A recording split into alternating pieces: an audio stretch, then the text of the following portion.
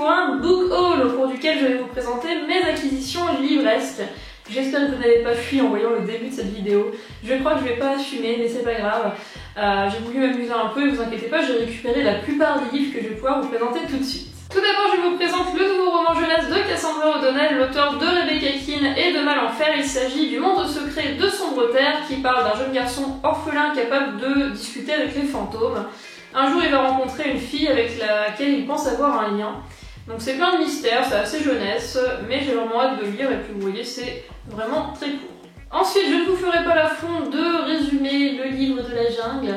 En ce moment, il est au cinéma, je ne sais pas si vous y avez été, moi je compte y aller très prochainement. J'adorais ce film quand j'étais jeune, avec aussi Tarzan et le Roi Lion, vous voyez, je suis un peu une aventurière, donc j'ai aussi très hâte de le lire.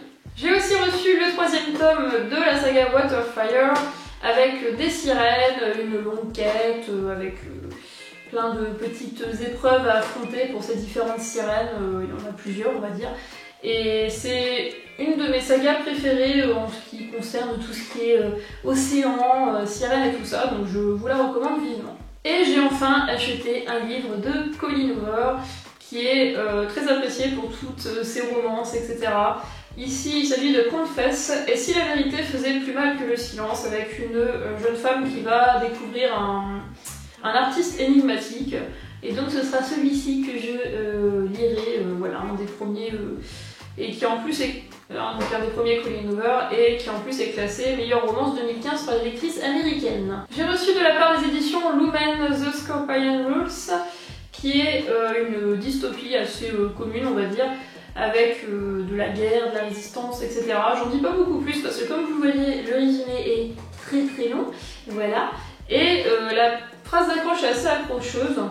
La phrase d'accroche, c'est pas possible. Pléonasme. Et là vous vous dites, elle est partie dans ces divagations littéraires de prof de français, oui c'est tout à fait ça. Au premier faux pas, vous êtes mort. Et ça donne plutôt envie. Je l'ai terminé et j'ai bien apprécié, contrairement à pas mal d'avis mitigés, donc ouf, je l'ai échappé, ça m'a plu. Depuis peu, je suis aussi en partenariat avec France Loisirs qui m'a envoyé mes 12 huiles essentielles. Je vous avoue que j'étais assez curieuse parce que j'y connaissais pas grand chose, je vois de plus en plus de monde en utiliser, même si je sais qu'il faut faire assez attention, il y a pas mal de petites prescriptions quand même, hein. C'est pas pour tout le monde et n'importe qui quoi. Et ça concerne donc le bien-être, la santé, la beauté, la cuisine, et là en fait vous avez un mélange de tout ce qui est voilà, les huiles essentielles, son histoire, ses caractéristiques, ses vertus, son usage. Je vous représenterai ce livre-là dans un book flash, parce que bon, on l'a dit comme ça, voilà. Puis, vous montrer des pages comme ça va peut-être pas vous aider. J'en sélectionnerai quelques-unes qui sont vraiment intéressantes et auxquelles j'ai accroché. N'hésitez pas à me dire si vous utilisez des huiles essentielles et lesquelles, ça m'intéresse vraiment parce que je n'y connais rien, je suis une néophyte. Des éditions Lumen, j'ai aussi reçu The Memory Book qui parle d'une jeune fille qui a une maladie génétique assez rare. Il s'agit en fait d'une perte progressive de la mémoire. Dit comme ça, c'est assez tentant, mais personnellement je l'ai lu, j'ai pas spécialement accroché, il y a pas mal de romances aussi en fait. Puis c'est quand même un petit pavé, en fin de compte il n'y a pas tant de choses que ça, très intéressant, ça reste assez classique. Mais le concept avait l'air très intéressant, donc j'espère que d'autres personnes sauront l'apprécier. De la part des éditions Nathan, j'ai reçu l'exploit de Gustave Eiffel qui raconte tout simplement l'histoire de ce constructeur qui veut faire un bâtiment extraordinaire. C'est pour les plus jeunes, hein, vous voyez c'est vraiment très court. Donc je vais le lire assez rapidement, ça pourrait toujours me servir. Pour mes classes, j'ai aussi acheté Le jour où on a retrouvé le soldat Bottillon, qui est donc un roman jeunesse qui parle beaucoup de l'histoire, de la Première Guerre mondiale, avec d'un côté le soldat Bottillon, d'un autre côté les générations qui le suivent 100 ans plus tard en fait, avec donc la fille qui est l'arrière-grand-mère je crois du second narrateur, puisqu'en fait vous avez d'un côté les récits assez difficiles, tragiques, etc. du soldat, et les récits plutôt enfantins et joyeux du petit qui aime bien jouer à la guerre, et en fait il y a pas mal de leçons à en tirer, ça reste un roman intéressant. J'ai ensuite acheté Björn le Morfir, qui est de la littérature plutôt nordique je crois, avec l'idée de Morfir, je ne connaissais pas du tout cette créature là. En fait, pour lire juste un bout du résumé, Ce garçon au nez qui coule, timide et craintif, peu doué pour les armes, va brusquement se transformer en un combattant redoutable. Björn serait-il un Morfir? Et en fait, il y a bien besoin d'un héros un peu costaud, puisqu'il y a beaucoup de neige partout. On l'appelle d'ailleurs la démone blanche, qui va faire mourir les habitants et s'approprier leurs armes, enfin peut-être leurs armes aussi, j'en sais rien à vrai dire. Hein. Mais voilà, de toute façon la couverture est assez sympa.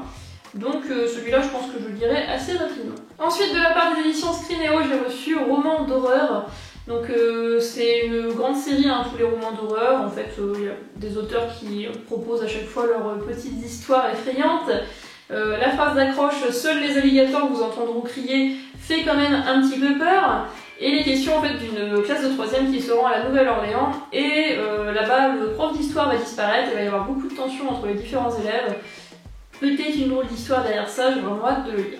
Les éditions Les Boutons Électriques m'ont envoyé Allison, qui est un roman vraiment très simple à lire, très sympathique sur la musique, avec une jeune fille qui en fait lévite quand elle entend de la musique et elle cherche à savoir pourquoi.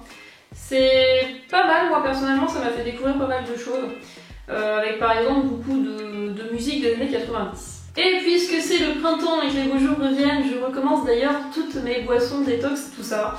Et j'aime bien cuisiner en fait quand les beaux jours reviennent. Moi je sais pas pourquoi, mais l'hiver non pas trop. Et du coup, j'ai pris à toute saveur de Laurent Mariotte. Donc je sais pas du tout ce que ça donne, on verra, parce que je sais qu'il passe à la télé de temps en temps, mais ça me plaît pas toujours ce qu'il propose. Donc on verra bien, j'ai hâte de tester les différentes recettes. J'ai aussi reçu Geek Girl tome 4 et c'est super parce que j'ai vraiment adoré et lu et reçu les 3 premiers tomes. Ironie, bonjour, ça veut dire qu'en gros j'ai rien reçu et que je me reçois le tome 4, donc merci de l'attention, mais bah écoutez, il va me servir de décoration, voilà, c'est tout. Ensuite j'ai reçu Le Garçon au sommet de la montagne, qui est un livre du même auteur que Le Garçon en pyjama rayé, que je n'ai pas lu en fait, et dont je n'avais pas entendu parler alors qu'il a été pas mal vendu en France. Si vous en avez entendu parler, dites-le moi, ça pourrait m'intéresser. Il s'agit ici d'une histoire à l'aube de la Seconde Guerre mondiale, avec un garçon orphelin qui va rejoindre sa tante en Allemagne pour se réfugier, sauf qu'en fait il va tomber sur une maison pas très ordinaire qui est en fait la résidence secondaire d'Hitler. Ça c'est super, donc un nouveau monde fascinant et monstrueux. Moi je vous avoue que je suis pas forcément friande des histoires avec la Première ou la Seconde Guerre mondiale. Non pas que ce soit peu intéressant, mais j'en entends beaucoup parler déjà au collège, puisque c'est un peu autour de ça que tourne le programme. Donc voilà, donc je verrai, je vais attendre encore quelques avis, mais je ne le lirai pas forcément tout de suite. Ensuite, j'ai été très intriguée par ce livre Je suis Charlie Berthet, qui est vraiment intéressant par rapport évidemment aux attentats du 7 janvier 2015.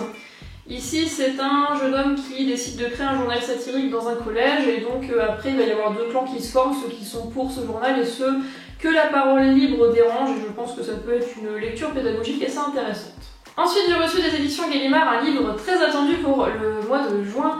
Il s'agit du sel de nos larmes, qui est écrit par la même auteure que Ceux qui n'ont pas pu nous prendre. Je sais qu'il est très attendu, que beaucoup de gens vraiment le veulent. Moi personnellement, donc pourquoi pas. C'est juste qu'en lisant le résumé, bon bah voilà, hein, c'est encore par rapport à la guerre. Hein, bon, je dis pas que c'est nul, c'est juste que je n'accroche pas spécialement. Mais je vais me lancer, je vous jure. Hiver 1945, 4 adolescents, 4 destinés, chacun est dans un pays différent, chacun traqué et hanté par sa propre guerre. Et donc il y a 4 adolescents qui sont réunis par le destin pour affronter le froid, la faim, la peur, les bombes. Bon, ça peut être intéressant, cependant si je regarde vite fait, ouais. Ce qui va moins me plaire, c'est qu'il y a 4 points de vue, enfin en tout cas c'est ce que j'ai vu quand j'ai feuilleté comme ça, et moi personnellement je n'aime pas trop les livres où il y a beaucoup de points de vue. Des éditions Scrineo, j'avais aussi reçu Comme un poison entre nous, dont je vous avais parlé dans les parutions du mois de je sais pas quand du coup, mars je crois. Donc il s'agit d'une femme qui a un mari, de charmantes petites filles, mais elle n'est pas heureuse, surtout quand Adrien, 14 ans, emménage avec sa mère dans la maison d'en face, tout bascule. Le garçon prend un peu son mari pour son père à lui, et du coup ça la dérange, donc c'est autour d'un couple hein, essentiellement. c'est ici une lecture un peu plus contemporaine qui pourrait me plaire. Ensuite, j'ai reçu des éditions Nathan, Dis-moi si tu souris. Et je sais pas de quoi ça parle, mais en tout cas ça paraît en juin. Je suis par cœur, j'ai 16 ans et je suis aveugle. Bon bah super. Voilà, allez, sortez les mouchoirs.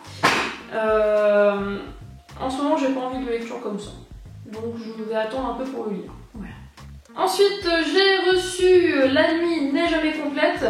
D'ailleurs, je crois que je vais le lire en lecture commune avec quelqu'un, mais ça date un peu maintenant, donc je crois que la personne n'a pas attendu, hein, ça m'étonnerait pas. Si jamais tu passes par là, mais en fait je vois qui tu es, mais je crois que je vais me tromper de prénom, donc je dis pas. N'hésite pas à me dire si tu veux qu'on le lise prochainement, là, puisque j'ai bientôt fini toutes mes lectures en cours.